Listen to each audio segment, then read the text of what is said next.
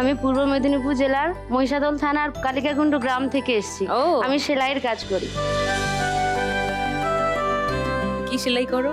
যখন যেমন অন্যের বাড়ি থেকে কাটিং এনে ওরা সুতো সব দেয়, আমি শুধু আমার মেশিনে সেলাই করি। আমি এখন সায়া কাটিং করে, ওরা কাটিং দেয়, আমি সেলাই করি। সেই কাটিং আর সেলাই করি যেগুলো, এগুলো এনেছি।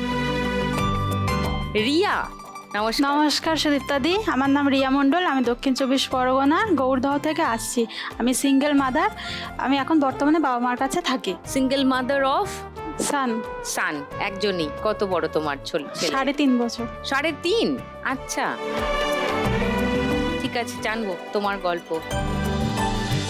মাধবী। নমস্কার দিদি, আমি মাধবী দোলই। আমি বেলেঘাটা থেকে আসছি। আমি হাউস ওয়াইফ। সঙ্গীতা। নমস্কার দিদি, আমি হাবড়া উত্তর 24 পরগনা থেকে এসেছি। আমি আগে ট্যুর গাইডের কাজ করতাম। Tour guide. এখন বর্তমানে আমার সেই কাজটা নেই।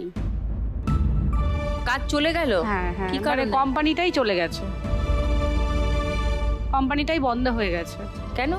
অর্থনৈতিক কারণের জন্য। মানে আমার যে মালিক আছেন সে বন্ধ করে দিয়েছে। তো চারজনে হাউসওয়াইফ হলেও তো বাড়িতে অনেক রকমের চাপ নিশ্চয়ই থাকে, অনেক কাজ থাকে। তো এই শোটা দেখার টাইম পাও? হ্যাঁ, ফোনে দেখে। হ্যাঁ, সবসময় দেখুন। ফোনে দেখা। সারাদিন ফোনে দেখি, এবার সামনে থেকে দেখবো আপনাকে।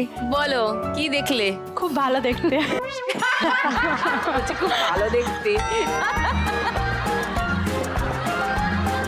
তো তোমরা যখন রোজই শো গুলো দেখো, তাহলে তো সব খেলার নিয়ম টিয়মও জানো।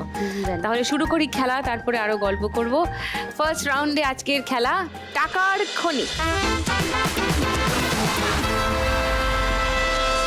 তোমার গল্প একটু শুনি। প্রিয়াঙ্কা, কতদিন হলো সেলাইয়ের কাজ করছো? আমার মেয়ে হওয়ার পরে আমি টেলারিং শিখি, এবং ছেলে হওয়ার পরে আমি কাজ করতে আনি, বাড়িতে কাজ করি। আচ্ছা। যখন বিয়ে হয়, আমার বাবার 3 মেয়ে, বাবা গরিব, একজন ছেলে দেখে মেয়ে ভালো থাকবে বলে দিল। বিয়ে হওয়ার পরে দেখি ছেলে কিছুই করে না, ও দিদিকে বিয়ে দিয়ে দিয়েছে। দিদির সংসার থেকে টাকা এনে নিজের সংসার চালাতো। আমাকেও বাড়ি থেকে বেরোতে দিত না, ইনফ্যাক্ট বাপের বাড়িও যেতে দিত না। কেন? এই যে ছেলে বেকার, তারা শুনলে একটা কিছু করবে, নিজেও যেত না, আমাকেও যেতে দিত না। যা বাবা। মেয়ে হলো, মেয়ের পরে আমার ননদ মারা যায়। তাদের বাড়ি থেকে আর টাকা এলো না। ও তখন বুঝতে শুরু করলো কিভাবে সংসার চালাতে হবে, টাকার প্রয়োজন। তখন আস্তে আস্তে কাজে যেতে শুরু করলো। ও যখন কাজে যেতে বেরোলো, তখন আমি শ্বশুর শাশুড়িকে বলে টেলারিং শিখতে গেলাম, মেয়েকে ওদের কাছে রেখে। ও টাকা পাঠাচ্ছে, কিন্তু সেই টাকায় তো আর সংসার চলবে না, বাচ্চা আছে। তখন আমি কি করলাম, লোকের কার্ডে ওই 100 দিনের কাজ, মাটি কাটার কাজ আমি করতে গেলাম। 15 দিন কাজ করেছি। কাজ করার পরে এসে জানতে পারি যে টেস্ট করলাম আমি প্রেগনেন্ট। কিন্তু বাড়ির কাউকে আমি জানাইনি, কাজটা কমপ্লিট করি ওখানে। ওখানে আমি মাথায় না, কোদাল দিয়েই মাটি কাটছিলাম। শ্বশুর শাশুড়ি বললো, তুমি এবার মেশিনের কাজ যখন জানো, তুমি এনে করতে পারো বাড়িতে এনে, আমরা তোমাকে হেল্প করব। শাশুড়ি আমার খুব ভালো, উনি সংসার, ছেলে মেয়ে সব সামলায়। আমি তার মধ্যে এগুলো সেলাই করে অন্যের বাড়িতে দিয়ে আসা, নিয়ে আসা সব করি। ওরা শুধু সুতো দেয় আর এই কাটিং দেয়, আমার শুধু মেশিনে আমি সেলাই করি। স্বামীর এখন টাকা, আমার এই টাকা নিয়ে এখন সংসার আমার চলছে। তোমার স্বামী কতদিন পর পর আসেন? 6 মাস 1 বছর এরকম ছাড়া ছাড়া আসে। তো এখন সব ঠিকঠাক? এখন সব ঠিকঠাক। এখন শ্বশুর শাশুড়ি খুব ভালো, ওরা আমাকে জল গড়িয়ে গ্লাসে করে দিলেই আমি খাই। এখন বোঝো, খুব ভালো। বাড়ি থেকে এসছে কেউ? হ্যাঁ, আমার শাশুড়ি, ছেলে মেয়ে, আমার ভাই আর কাকু এসছে। আচ্ছা, নমস্কার।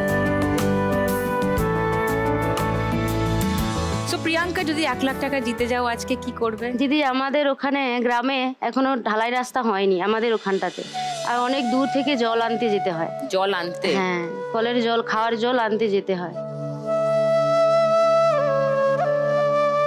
ও, এটাই তোমাদের? হ্যাঁ, বর্ষাকালে তো খুব কষ্ট হয়। মাটির রাস্তা থেকে কোমরে করে যখন কলসি আনি, আমি একবার পড়েই গেছিলাম। তখন ভাবলাম যে আরও তাহলে পাড়াতে মেয়ে বইয়ের কষ্ট হয়। তারপর এই শোটা যখন দেখি, মনে হলো যে এখান থেকে আমি যদি কিছু সাহায্য পাই আমি আমার পাড়াতে একটা জলের কল বসাতে পারি। তাই আমি যদি 1 লাখ টাকা পাই, আমার পাড়াতে আমি একটা কল বসাতে চাই, সব মেয়ে বউরা যাতে ওখান থেকে জল নিতে ও পারে। How nice.